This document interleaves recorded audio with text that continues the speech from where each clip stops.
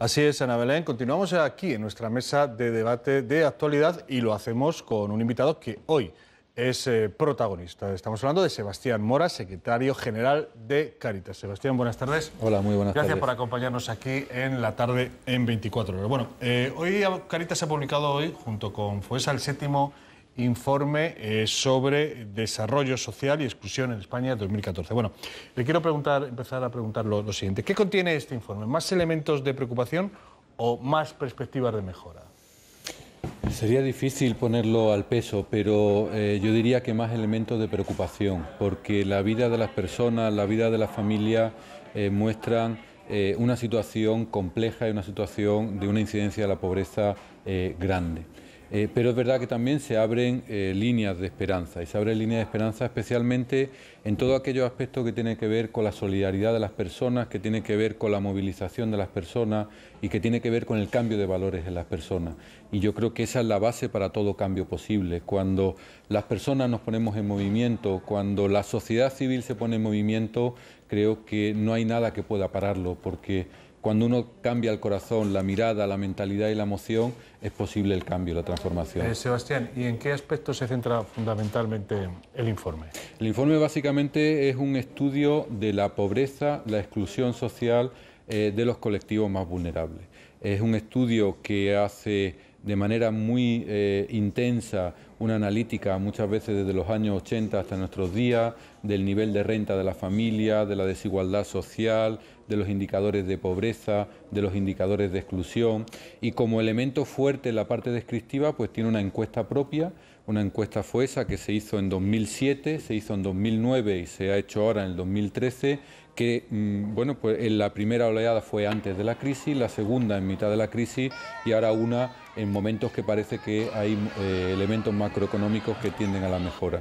Bueno, en esa encuesta tenemos una visión de lo que nos está pasando a los españoles con referencia a la exclusión social y una encuesta que es sólida porque es la mayor encuesta sobre exclusión social que hace una entidad privada, solo están por encima las encuestas de SV, de la EPA, es decir, del INE, y una encuesta que además es muy sólida porque hay más de 90 investigadores y 30 universidades detrás, testando, analizando, estudiando, valorando lo que significa la exclusión social en España. Dicen ustedes que el modelo de desarrollo social español está generando desigualdad. ¿En qué se basan para afirmar esto y en qué aspectos es más palpable eso que sacan ustedes a la luz, esa desigualdad? Sí, normalmente tenemos un discurso que es crecimiento económico, disminución de la pobreza. Crecimiento económico, disminución de la desigualdad. Y lo que muestra este informe es que en los años de mayor crecimiento económico, en continuidad con el 6º informe que hemos tenido en España, la desigualdad prácticamente se mantuvo y la pobreza también. Es decir, que el crecimiento económico por sí solo no está generando equidad ni está generando una disminución de la pobreza. Y la pobreza que se genera cuando hay una crisis económica como la que estamos viviendo, cuando llega un periodo de bonanza no se recupera. Es decir, las personas que van quedando al margen siguen viviendo al margen a pesar del crecimiento económico. Por eso el modelo de desarrollo no puede estar basado solo en el crecimiento económico, sino que tiene que haber otras medidas para que el sistema, el modelo tenga elementos correctivos, especialmente para aquellas personas más frágiles.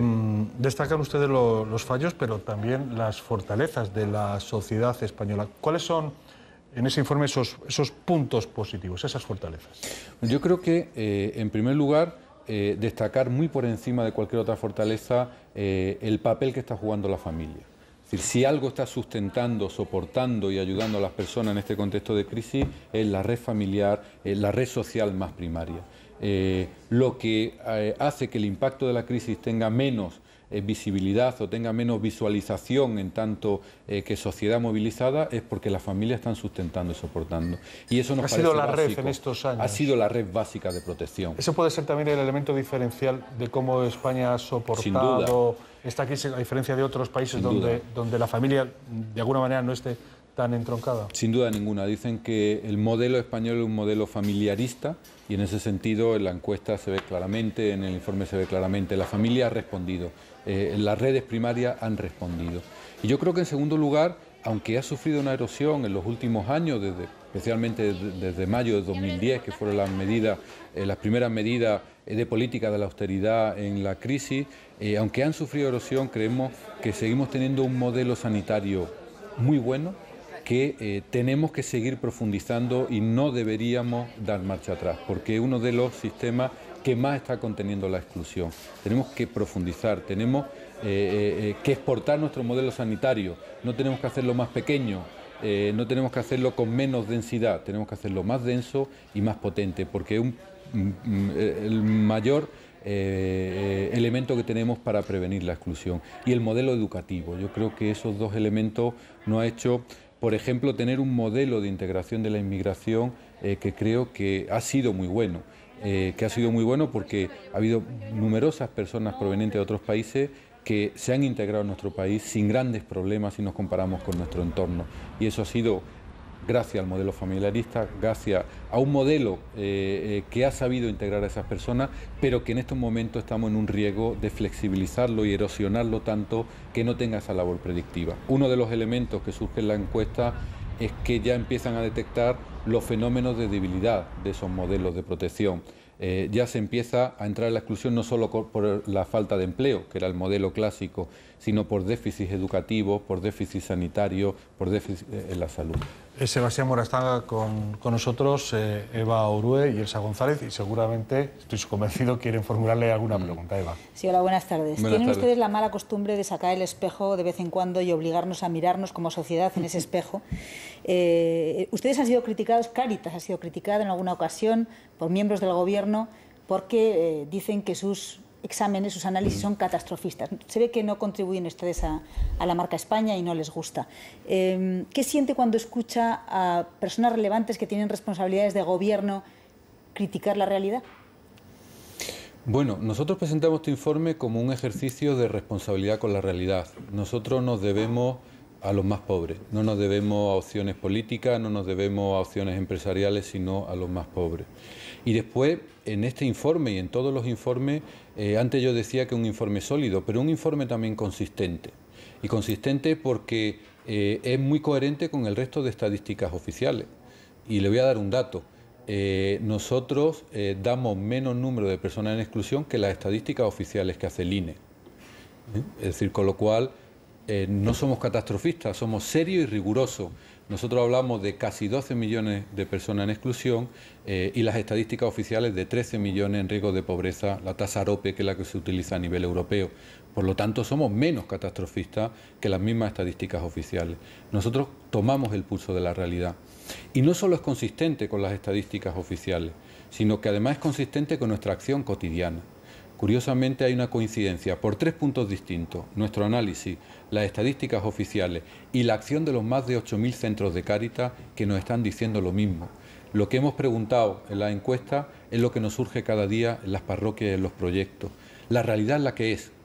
Vamos a transformarla, vamos a mejorarla, pero no discutamos del dolor y del sufrimiento de las personas. Elsa González. Sí, la brecha social que dibuja parece que no se ha movido ni en momentos de vacas gordas ni ahora que son flacas. Ahí se incorporó el mundo joven, el joven a la exclusión. Ahora mismo, si hay dos perfiles claros de excluidos, ¿cuáles son? ¿Cómo se dibujan esos dos personajes? Sí. Bueno, la exclusión sí se ha movido. No se ha movido en periodo de bonanza, pero en periodo de crisis ha aumentado. Sí. O sea, que en periodo de recesión, evidentemente, la pobreza y la exclusión aumenta. Pues yo me atrevo a decir que dos colectivos. Y dos colectivos que hacen referencia a una misma realidad, que es el colectivo joven y es el colectivo de la infancia. ¿Y por qué? Bueno, pues porque el colectivo de las personas mayores, que clásicamente en España era un colectivo fragilidad y vulnerabilidad, ahora al menos tiene una pensión. Es decir, las políticas de atención a las personas mayores se han mostrado mucho más potentes que las políticas de protección a los jóvenes y a los menores. ¿Y dónde está el núcleo de la cuestión? Pues la renta familiar. ¿Por qué hay niños pobres? Porque hay familias que no tienen renta.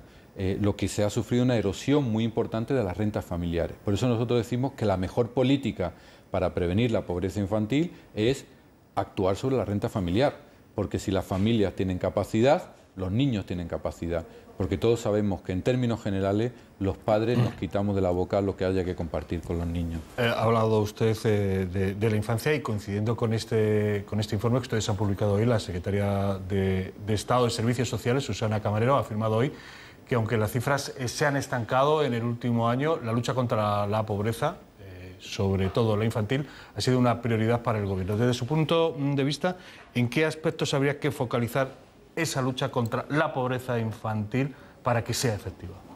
Sí, yo sí que creo que el Gobierno en el último año y sobre todo en el Plan de Infancia y de Familia que tiene previsto aprobar en el 2015 está haciendo esfuerzo por prevenir la pobreza infantil, no nos cabe la menor duda, y yo creo que también el Plan de Inclusión ha sido un punto de ejercicio comprometido del Gobierno, pero se han mostrado insuficientes y tenemos que profundizar mucho más. Yo creo, y lo decía antes, la política de familia es la mejor política de lucha contra la pobreza infantil. He dicho antes que la familia ha respondido. Si la familia responde y a la familia le damos sustento y soporte y protección, la familia va a seguir respondiendo. ¿Cómo proteger a la infancia de la pobreza? Protegiendo a la familia de la pobreza. Cuando una familia tiene renta, cuando una familia tiene vivienda, cuando una familia tiene acceso a educación y a sanidad, es una familia consistente e incluida. Actuemos ahí, que claramente esté.